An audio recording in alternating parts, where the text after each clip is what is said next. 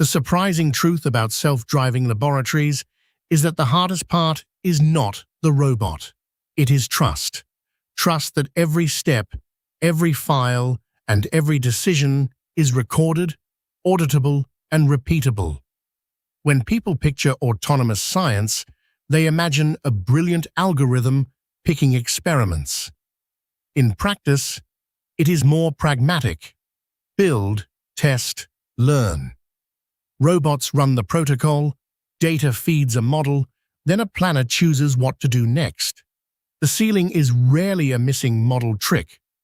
The ceiling is end-to-end reliability across instruments, pipelines, and policies working as one system.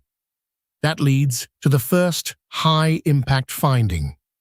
The most transferable autonomy substrate in 2026 is machine-readable data and metadata discipline, not a particular robotic arm, not a specific liquid handler.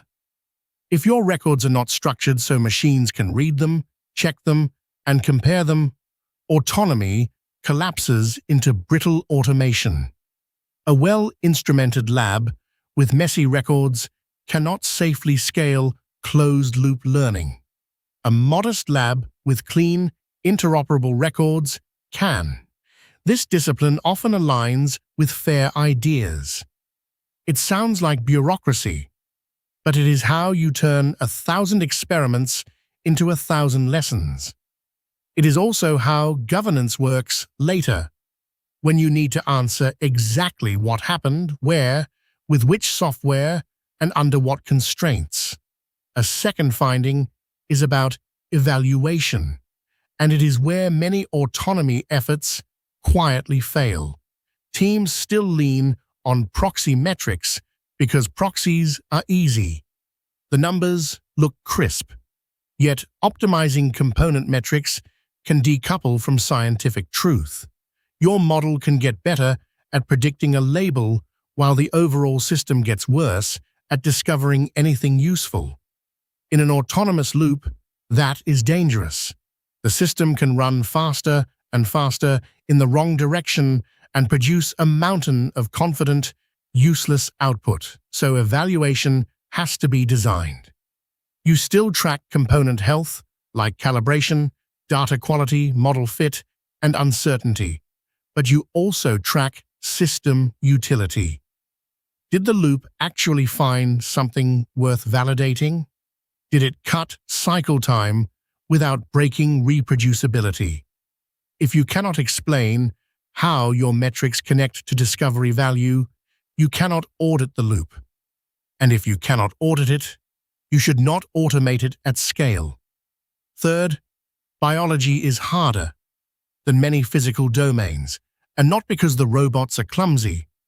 Biology is high-dimensional, noisy, and context-dependent. Microbiomes show this well. They vary across people, environments, and time, and the same readout can mean different things in different contexts. In cancer biology, the objective is not a single dial. It is a bundle of interacting goals. Autonomous systems struggle when leaders demand one KPI for something that is inherently multi-factor. That changes what full autonomy should mean. In narrow, well-characterized domains, closed-loop autonomy can work great. Materials optimization, small molecule screening, places where success and constraints are clear and assays are repeatable. But in complex biological discovery, autonomy often needs humans to define and revise the objective decomposition for a long time. Not because AI is weak, but because the world is ambiguous. The system needs a way to stop when it is optimizing the wrong thing.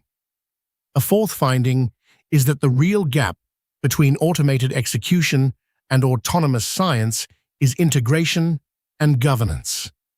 Many platforms can already execute standardized runs remotely and capture data automatically.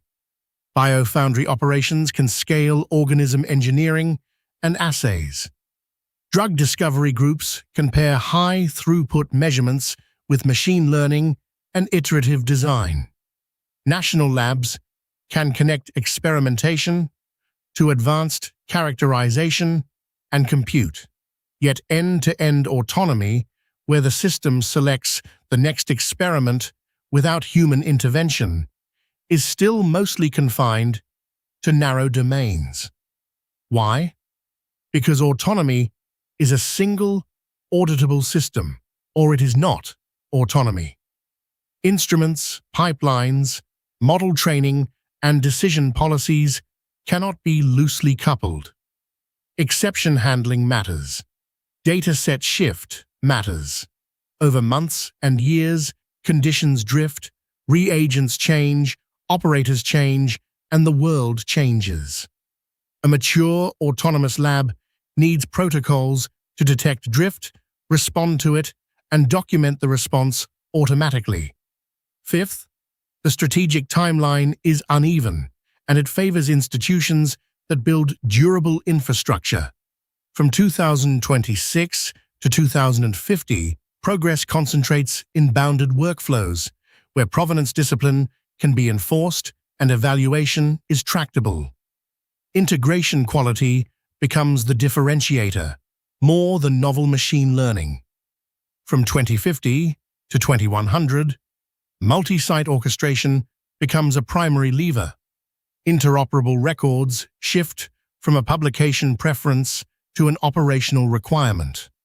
Over the longer run, autonomous experimentation starts to look like regulated measurement, with standardized audits, retention, and shared governance. All of that points to one practical move for senior leaders.